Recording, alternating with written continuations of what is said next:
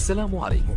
لا تنسوا الاعجاب بالفيديو والاشتراك في القناة تشجيعا لنا لنستمر بنشر المزيد إن شاء الله. السلام عليكم أعزائنا الكرام. تعليمات صارمة للحموشي لرجال الأمن. عممت المديرية العامة للأمن الوطني مذكرة مصلحية على كافة مصالحها اللاممركزة تتضمن تعليمات صارمة تقضي بضرورة التعامل الفوري والإيجابي مع الشكايات التي يقدمها المواطنون، سواء أمام دوائر الشرطة أو مصالح المداومة المتوفرة على مدار الساعة وطيلة أيام الأسبوع بجميع مصالح الأمن الوطني.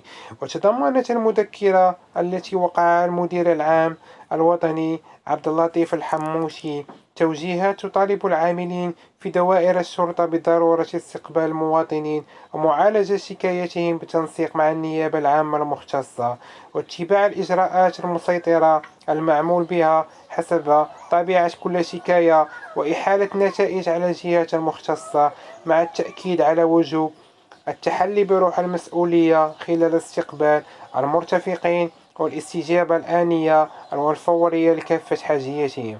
وشددت هذه المذكرة المصلحية أيضا على ضرورة استيعاب جميع موظفي الشرطة لهذه المقتضيات ذات الطبيعة الخدماتية، مع الحرص على التطبيق السليم لها من قبل كافة مصالح الأمن الوطني على الصعيد الوطني.